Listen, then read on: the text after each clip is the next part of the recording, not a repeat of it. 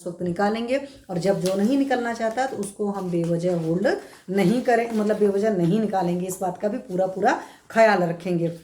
उसी तरीके से अगर यूरिन बॉडी से अगर आपके निकलना चाहती है, यूरिन का अर्ज आया हुआ है, तो प्लीज़ सारे काम छोड़ करके पहले यूरिन को निकालिए। अदरवाइज क्या होता है, यूरिन का प्रेशर अगर आप होल्ड करते हैं तो शास्त्रकार सिंपल कहते हैं, या आपने भी अपनी लाइफ में देखा होगा, यूरिन के प्रेशर को होल्ड कर लेते हो तो कुछ टाइम बाद एक तो पेट नीचे से फुला फुला रहता है, यूरिन जो है बड़ी मुश्किल से निकलती है, कई बार लोगों को दर्द वगैरह भी होती है, और कई बार ड्रॉप ड्रॉप करके भी निकलती है। हमने देखा है इस तरह के पेशेंट्स को होता है, या उनको बहुत लंबे टाइम तक बैठना पड़ता है, एक बार में पूरा नहीं निकल पाते क्योंकि आपने होल्ड कर लिया। अब होल्ड करने के बाद वो अलग तरीके से चलने लगे, तो जब आपको टाइम मिलेगा आप जाओगे, मान लो 10 मिनट 15 मिनट आधे घंटे का गैप बचा लिया, और फिर उसके बाद जाओगे तो ड्रॉप ड्रॉप होगी, पेनफुल होगी, थोड़ा हो गई फिर रुक गई, तो इस तरह की सारी चीज़ें होती है। साथ में क्या होता है, मेटर मतलब जो यूरेथ्रा रीजन है, in the case of male that is known as urethra और पेनिस, उसमें पेन होगा। गुदा जो है वहाँ पर भी पेन फील होता है कई बार। वंक्षण जो है, इनग्वाइनल एरिया जो है वहाँ पर भी आपको होता है। ब्लैडर रीजन में भी प्रॉब्लम होगी, ठीक है।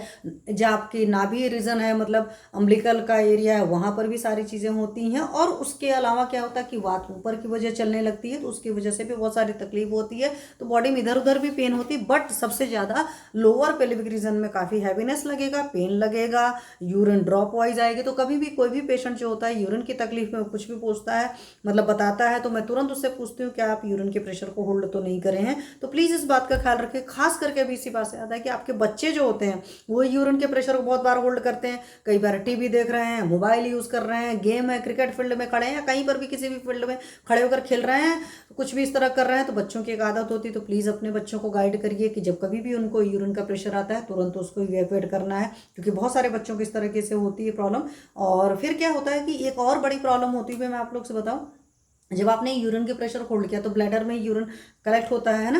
अब क्या हुआ कि यूरिन ने सेंसेशन भेजा और आपने होल्ड किया, तो वो क्या होगा, जब क्योंकि जिनको ये आदत होती है एक बार नहीं करते बार बार करते हैं, तो बार उसके बाद क्या होता है, कुछ टाइम बाद आपका ब्लैडर कंफ्यूज हो जाता है, जैसे that is known as neurogenic bladder. तो ऐसे लोग को क्या होता है ना कि कई बार देखते हो अपने आप यूरिन निकल जाती है, या कई बार यूरिन आती भी है तो सही से नहीं निकल पाती है। तो वहाँ पर भी आपके मेनली यूरिन की जो प्रेशर है उसको होल्ड करने की या बेवजह निकालने की आदत रहती है। तो प्लीज़ इस काम को मत करिए। अदरवाइज क्योंकि मस्कुलर स्ट्रक्चर है ब्लैडर आपका, और साथ में नर्वाइन कंट्रोल होता है, मतलब ब्रेन से कंट्रोल होता है, आप उसको अलग से कंट्रोल करना शुरू करते हैं तो वो अपना काम सही से नहीं कर पाता है। एटलीस्ट हमारे बॉडी के जितने अंदर के ऑर्गन है ना, दे ऑल आर इनवॉलंटरी, तो उनके इनवॉलंटरी रहने दीजिए, बेवजह वॉलंटरी मत करिए। या तो इतना ज़्यादा डिसिप्लिन रहिए, योग वगैरह में जब कहते हैं तो वहाँ के लोगों की बात अलग होती है, बट सिंपल सा तरीका है, प्लीज़ बी डिसिप्लिन, तो आपको इस तरह की प्रॉब्लम नहीं होगी। दूसरी बात, चरक जी ने एक पर्टिकुलर वर्ड यूज़ किया, दैट इज बिनाम। तो कभी आप यूरिन का प्रेशर होल्ड करके रखा है कोई इंसान, तो देखोगे ना बहुत सीधा नहीं खड़ा होगा, वो थोड़ा सा टेढ़ा मेढ़ा होता रहेगा, क्योंकि अंदर बॉडी में कसमसाहट तो मची ही रहती है ना। और क्योंकि सीधा खड़ा होने पर उसको ज़्यादा पेन होता है, तो कभी इधर जा रहा है कभी उधर जा रहा है, इस तरह की चीज़ें, तो नॉर्मली पेशेंट अधिकतर आगे झुक जाता है, ऐसी कंडीशन होती है।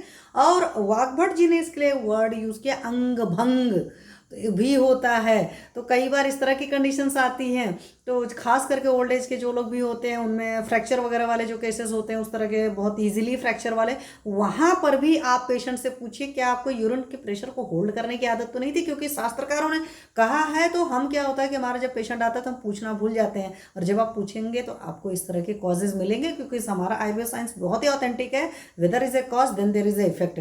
तो कॉज आपको पता तो हो, जब पता होगा तो तब आप पूछ भी पाएंगे अपने अंदर